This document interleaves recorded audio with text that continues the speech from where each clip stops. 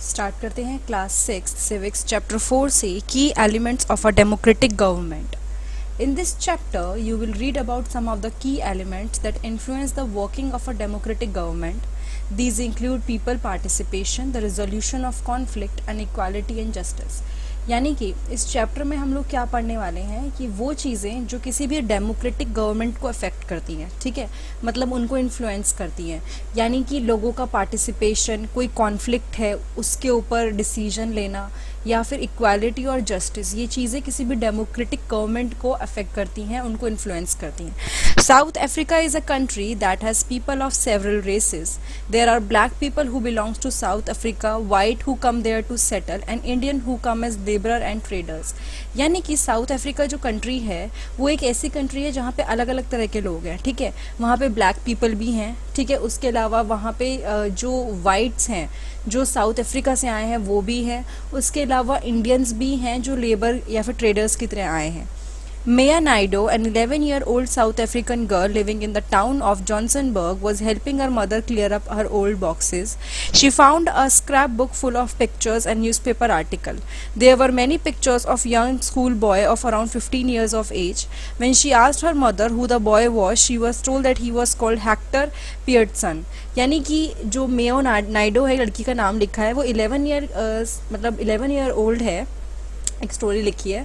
वो अपनी मम्मी से पूछती है, वो कुछ बॉक्सेस साफ़ कर रही होती है, तो एक बॉक्स में उसको कुछ कटिंग्स मिलती हैं, न्यूज़पेपर के आर्टिकल्स मिलते हैं. तो अपनी मम्मी से पूछती है कि मम्मी ये क्या है.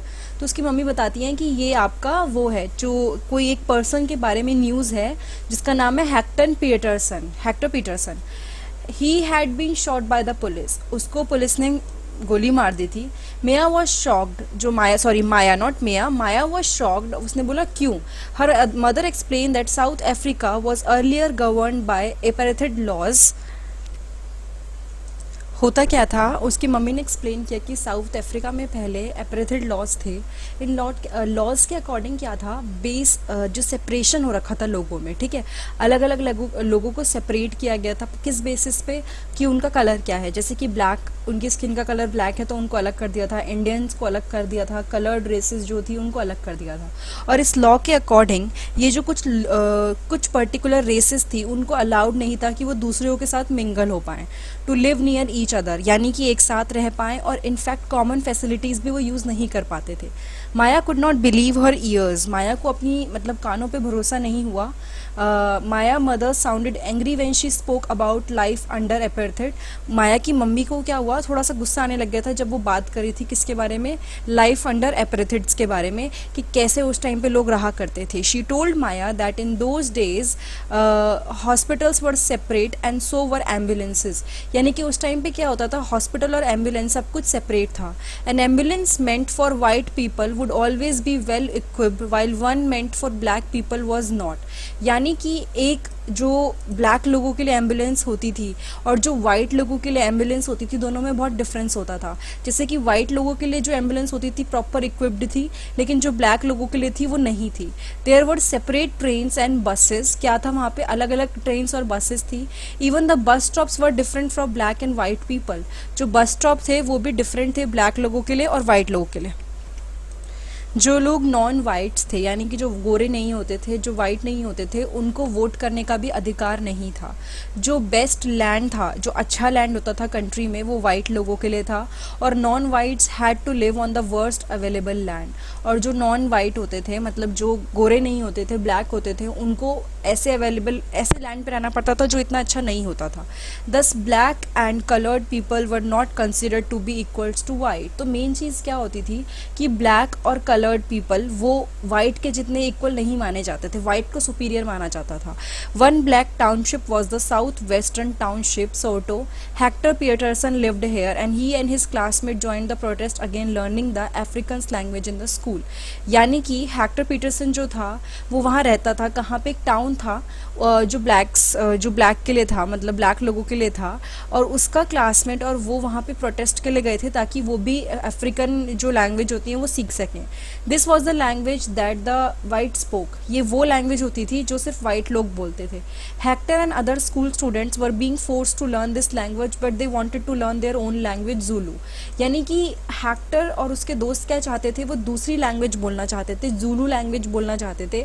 बट जो वहाँ पे वाइट लोग बोलते थे अफ्रीकन लैंग्वेज, उनको फोर्स किया जाता था कि ये लैंग्वेज बोलो. पिछले लाइन में मैंने एक बात बोली थी कि जो वो चाहते थे अफ्रीकन सीखना, वो नहीं था, वो एक्चुअली ज़ूलो सीखना चाहते थे.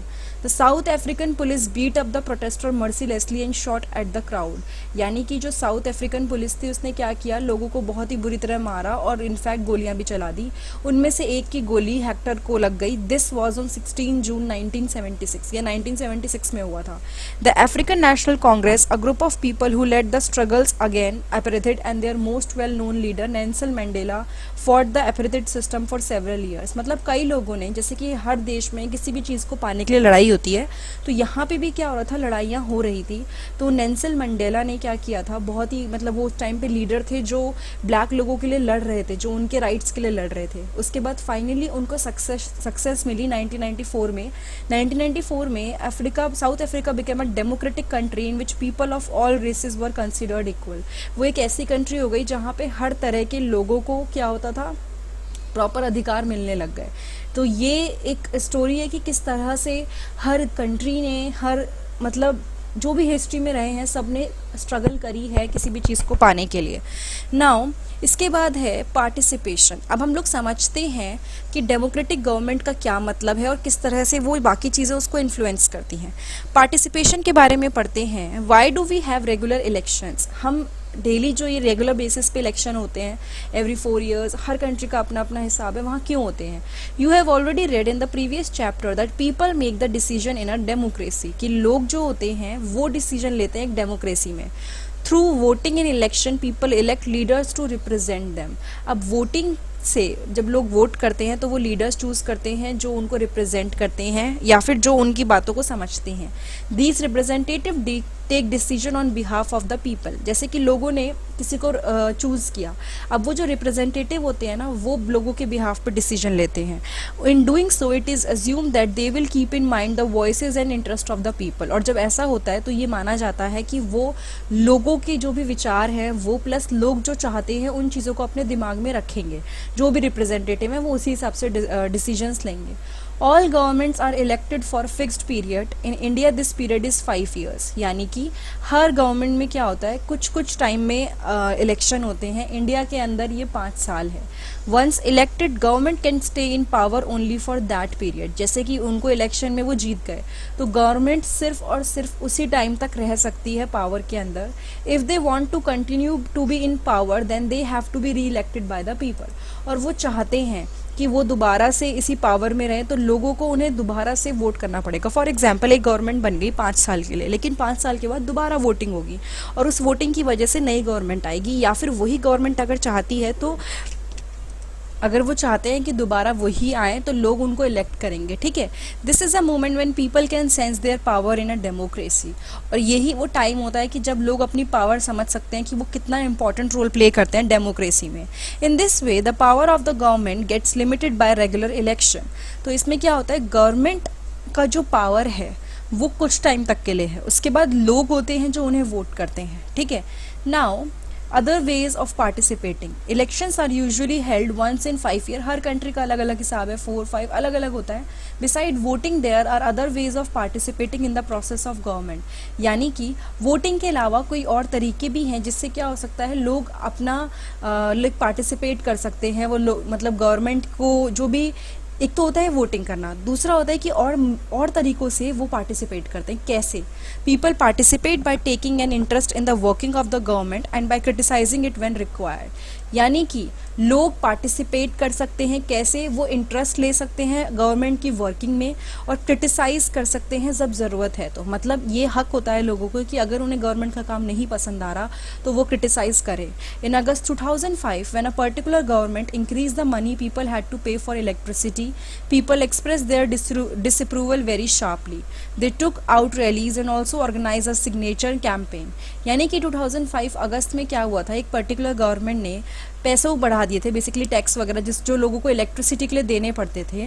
तो लोगों ने क्या किया, अपना डिसअप्रूवल कि वो इस चीज़ से एग्री नहीं करते, वो इस चीज़ के लिए तैयार नहीं है, उन्होंने बहुत ही अच्छे तरीके से वो एक्सप्रेस किया। उन्होंने रैलीज निकाली, कई सारे कैंपेन्स किए।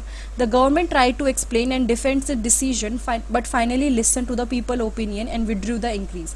यानी कि गवर्नमेंट ने समझाने की कोशिश करी, अपना ओपिनियन उनके सामने रखने की कोशिश करी कि वो इसलिए ऐसा कर रहे हैं, बट एट द एंड उन्हें विड्रू करना पड़ गया, मतलब उन्हें अपना डिसीजन वापस लेना पड़ गया। The government had to change its decision because it is responsible to the people. Government को अपना डिसीजन चेंज करना पड़ा, क्यों? क्योंकि लोगों ने उनको इस तरह बना दिया, उनको फोर्स कर दिया, और एट द एंड उन्हें लोगों की माननी पड़ती है। तो यहाँ पे एक और तरीके से जो लोग क्या कहते हैं गवर्नमेंट के उसमें पार्टिसिपेट कर सकते हैं, दैट इज़ कि वो रैली निकालें। रैली एक तरह का प्रोटेस्ट है, ठीक है। आप किसी चीज़ को नहीं, आप अगर उससे एग्री कर रहे हो तो प्रोटेस्ट निकालते हैं, आज भी होता है, आजकल भी होती हैं ये चीज़ें। तो ये एक तरीका है। There are many ways in which people express their views and make government understand what action they should take। यानी कि बहुत सारे तरीके हैं जिससे लोग ये बता सकते हैं कि हम आपके डिसीजन से मतलब सहमत नहीं हैं और हम चाहते हैं कुछ और हो। तो ये लेकिन थोड़ा पीसफुल तरीके से होना चाहिए। These include dharnas. इसमें क्या क्या होता है, लोग धरने पे बैठ जाते हैं, मतलब वो कोई भी चीज़ उठेंगे नहीं हम जब तक कि हमें हमारा डिसीजन नहीं मान लोगे। रैलीज, स्ट्राइक, सिग्नेचर कैंपेन्स, कई बार लोग प्रोटेस्ट करते हैं। Things that are unfair and justice are also brought forward. जो चीज़ सही नहीं है वो भी सामने आनी चाहिए। Newspaper, magazines and TV also play a role in discussing government issues and responsibility. यानी कि जितनी भी चीज़ें हैं जैसे कि न्यूज़पेपर, मैगज़ीन और टीवी, ये बहुत इंपॉर्टेंट रोल प्ले करते हैं डिस्कस करने में गवर्नमेंट को कि क्या इशू है क्या नहीं है। देखो, अगर कोई चीज़ ठीक नहीं लग रही गवर्नमेंट की तो न्यूज़पेपर वाले, मैगजीन्स वाले, टीवी वाले उसको दिखाएं कि ये इस गवर्नमेंट की चीज़ ठीक नहीं है, ठीक है। तो ये भी क्या है, ये भी एक रिस्पॉन्सिबिलिटी है सब चीज़ों की, सब चीज़ों को ध्यान रखने के लिए। while it is true that a democracy allow people to participate, it is also true that not all section of people are actually able to do so। यानी कि ये हम कहते हैं, ये सच है कि डेमोक्रेसी में सारे लोग पार्टिसिपेट कर सकते हैं, लेकिन इट इज़ ऑल्सो ट्रू, ये भी सच है कि सारे सेक्शन जो हैं वो एक्चुअली ऐसा नहीं कर पा रहे हैं। Another way for people to participate is by organising themselves into social movement. एक और तरीका क्या है जिसमें लोग पार्टिसिपेट कर सकते हैं, वो क्या है, सोशल मूवमेंट मतलब क्रिएट करना, ताकि क्या हो, that seeks to challenge the government and its functioning. यानी कि ऐसी चीज़ें करना जिससे लोग उसकी जो भी गवर्नमेंट है उसकी फंक्शनिंग पे सवाल उठा सकें। Member of the minority community, Dalits, Adivasis, women and others are often able to participate in this manner. यानी कि जितने भी माइनॉरिटी कम्युनिटी के मेंबर हैं, जो दलित हैं, आदिवासीज हैं, वो ये सब कर सकते हैं, वो इस तरह से पार्टिसिपेट कर सकते हैं। If a country people are alert and interested in how the country is run, the democratic character of the government of that country will be stronger। यानी कि अगर लोग अलर्ट हैं किसी भी कंट्री के और वो इंटरेस्टेड हैं कि कैसे कंट्री रन करती है, तो क्या होगा, जो डेमोक्रेटिक कैरेक्टर है गवर्नमेंट का वो स्ट्रॉन्गर होगा। डेमोक्रेटिक मतलब देखो, लोगों से बनी हुई चीज़ है, लोगों के ऊपर ही डिपेंडेंट है। तो अगर लोग अलर्ट रहेंगे, उन्हें पता रहेगा कि क्या सही है क्या गलत है, तो कंट्री अपने आप स्ट्रांग होगी। So the next time we see a rally winding through the streets of our cities and towns और villages, we should pause to find out what the rally is about, who is participating in it and what they are protesting about. यानी कि next time अगर हम देखते हैं कि कहीं पे कोई रैली जा रही है, कोई पार्टिसिपेट कर रहे हैं, या किसी चीज़ के ऊपर कोई मुद्दा उठा के एक साथ लोग जा रहे हैं, तो एटलीस्ट हमें पता होना चाहिए कि वो ऐसा क्यों कर रहे हैं, क्या उनका रीज़न है और वो किस बारे में कर रहे हैं। This will help to give us a sense of how our government work. ये हमें एक सेंस देगा कि कैसे एक्चुअली गवर्नमेंट वर्क करती है। Now need to resolve conflict. Conflict होता है जैसे कि आपकी कोई चॉइस है, मेरी कोई चॉइस है, लेकिन हम दोनों की चॉइस मैच ना करें, तो उसमें क्या होता है, आपसी मतभेद हो जाता है, तो वो है कॉन्फ्लिक्ट। अब उसको हम रिजॉल्व कैसे कर सकते हैं, ठीक कैसे कर सकते हैं। In Maya's story, you read about how conflicts can often lead to violence and death because one group decide that it is all right to use force to prevent the other group from protesting।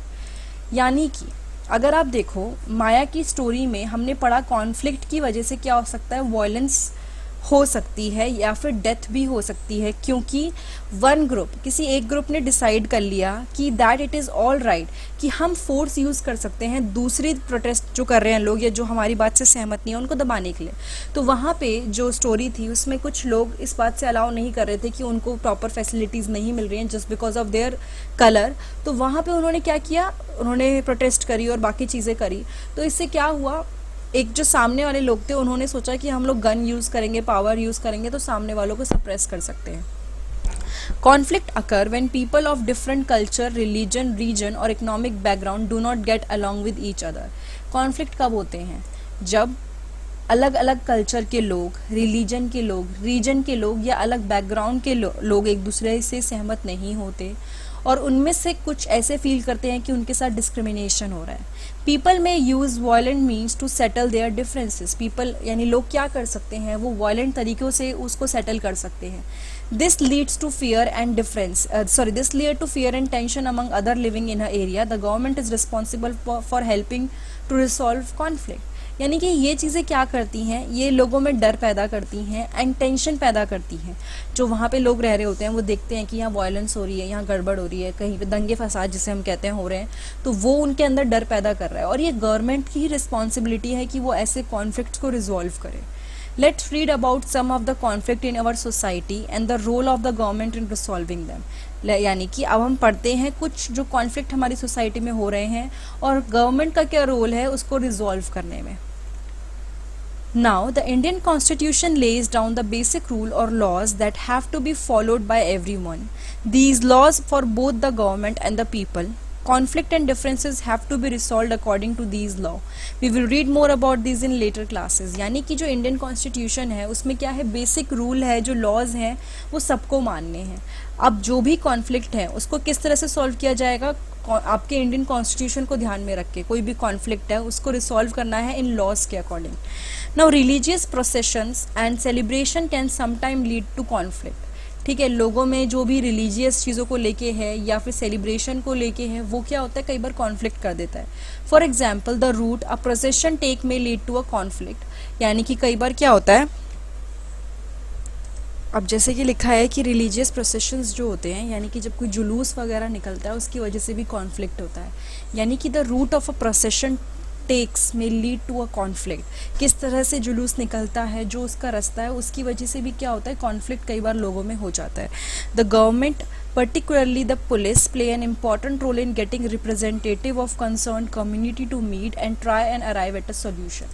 यानी कि क्या होता है, जो government होती है जैसे कि पुलिस, और वो क्या करती है, बहुत ही इम्पॉर्टेंट रोल प्ले करती है कि जो भी लोगों के बीच में प्रॉब्लम हुई है वो क्या हो, एक दूसरे को वो समझ पाएँ, प्लस जो भी उनके बीच का जो कॉन्फ्लिक्ट है वो सॉल्व हो पाए और फाइनली एक सोल्यूशन मिले। At times there is fear that violence may erupt with people throwing stones और trying to disturb the procession. कई बार ये सिचुएशन भी आ जाती है कि वायलेंस का डर होता है, यानी कि कोई भी कहते हैं ना जैसे कि हानि चीज़ें होने लग जाती हैं, जैसे कि लोग बहुत I don't remember the Hindi word for that, but लोग एकदम से वॉयलेंट हो जाते हैं, एक दूसरे पे पत्थर मारना शुरू कर देते हैं, इस तरह की सिचुएशन होने लग जाती है। The police is responsible for ensuring that violence does not take place. यानी कि जो भी चीज़ हो रही है स्मूथली हो, पुलिस इस चीज़ का ध्यान रखे कि वायलेंस ना हो। ठीक है, एक ऐसा ना हो कि लोग भाई एक दूसरे को मारने पर उतार हो जाए, पत्थर बरस रहे हैं, ये सब चीज़ें नहीं होनी चाहिए। चीज़ों को सॉल्व करना होगा और वो भी अच्छे तरीके से। Rivers too can become a source of conflict between state. अब रिवर्स जो होती हैं यानी नदियाँ, वो भी एक कॉन्फ्लिक्ट का पार्ट हो सकती हैं। अब कैसे, समझ लीजिए एक रिवर है जो एक स्टेट से निकली है और वो दूसरी स्टेट में पहुंची है, तो जिस स्टेट से वो निकली है वहाँ के लोग भी बोल सकते हैं कि ये हमारी है, और जहाँ वो जा रही है या किसी स्टेट से निकल रही है तो लोग बोल सकते हैं हमारी है। तो that can also cause conflict between people. A river may begin in one state, flows through another and end in third. तो वो अलग अलग जगह से होती हुई जा रही है। The sharing of river water between different state that the river goes through is becoming an issue of conflict. ये भी एक इशू है कि कौन सी स्टेट से जो रिवर गई है, कहाँ पहुँची है, उस पर भी लोगों में आपसी मतभेद रहते हैं कि हमारा पानी है या हमारी ज़्यादा है। You may have heard about the Kaveri water dispute between Karnataka and Tamil Nadu. ठीक है, यहाँ पे क्या होता है, यहाँ पे आपस में काफ़ी ज़्यादा लड़ाइयाँ रही हैं पानी को लेके। The water stored in Krishna Raja Sagara Dam in Karnataka is used for irrigating a number of districts and for meeting the need of city of Bengaluru। मैं इसको हाईलाइट कर देती हूँ। जो पानी स्टोर होता है, डैम आपको पता ही है जहाँ पे पानी स्टोर करने का काम होता है, प्लस जहाँ से इलेक्ट्रिसिटी और इरिगेशन के लिए पानी मिलता है। तो यहाँ पे ये डैम में पानी स्टोर होता है कर्नाटका में, और वो बेंगलुरु में लोगों को काफ़ी हेल्प करता है। The water stored in Mettur Dam in Tamil Nadu is used for crops grown in delta region of that state। एक और यहाँ पे नाम दिया है डैम का, मेट्टूर डैम जो तमिलनाडु में है, वो क्रॉप को ग्रो करने में यूज़ होता है। ठीक है, तो कॉन्फ्लिक्ट हुआ है दोनों डैमों के बीच में लेके। Conflict arises because both dam are on the same river.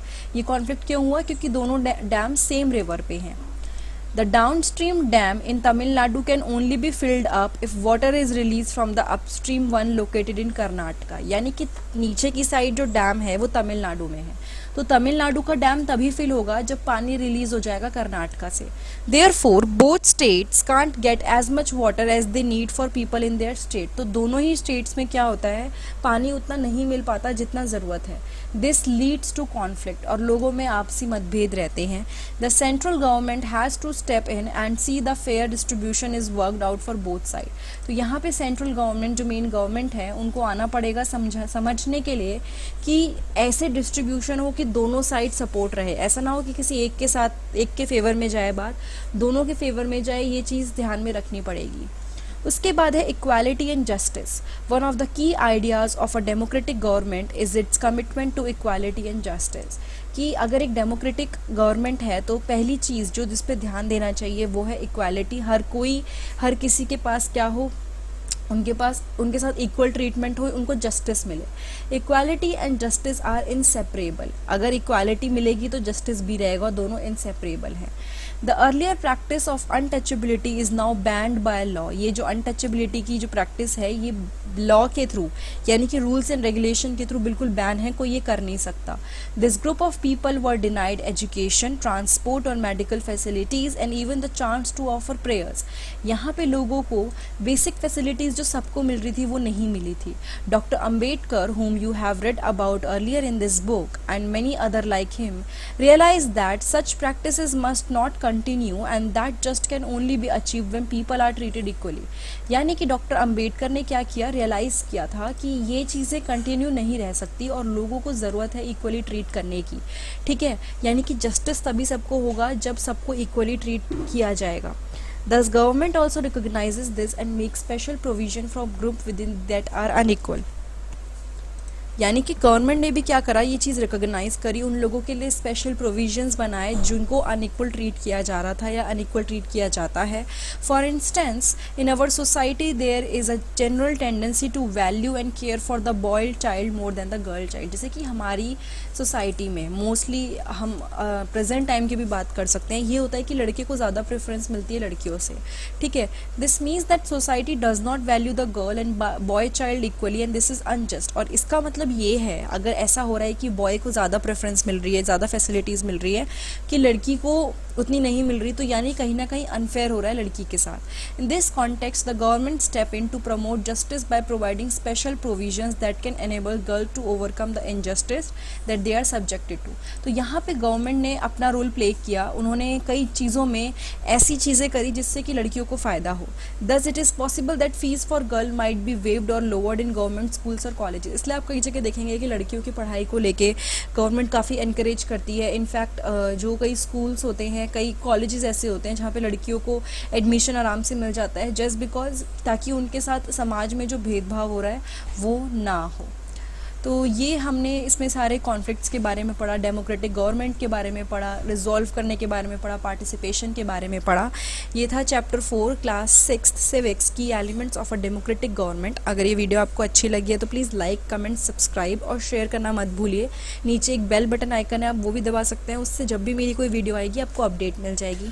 उसके अलावा अगर आपको 6th के हिस्ट्री, ज्योग्राफी, सिविक्स के और चैप्टर या साइंस के और चैप्टर देखने हैं तो मैं नीचे डिस्क्रिप्शन बॉक्स है, उसमें सारे लिंक्स दूंगी, वरना मेरे चैनल पे जाइए, वहाँ पे प्लेलिस्ट में जाइए, आपको अलग अलग क्लास के अकॉर्डिंग सब्जेक्ट्स दिखेंगे, वहाँ पे आपको सारे चैप्टर्स मिल जाएंगे। Thank you so much.